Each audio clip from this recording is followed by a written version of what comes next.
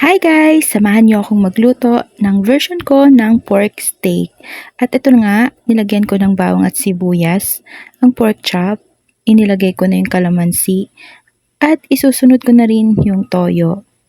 So ito mga lods ay tansyahan lang. Gusto ko kasi marami siyang toyo para meron din siyang sabaw. Naglagay na din ako dyan ng paminta at pampalasa. Hinalo-halo ko nga lang ito para maikalat lahat ng pampalasa. Pagkatapos ay ibinabad ko ito ng mga 3 oras. Pwede rin naman ninyong ibabad ito mga lods ng kahit magdamag para mas masarap at manuot yung lasa niya. Pagkatapos kong ibabad ng halos 3 oras at ito ay ipiniprito ko na.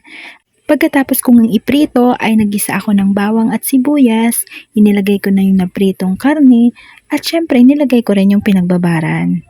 Napakabango mga lods. Dahil medyo maasim-asim ito, tamang-tama lang yung pagkakatimpla. Yan na nga, isang kalderong kanin na lang ang kulang at pwedeng-pwede na.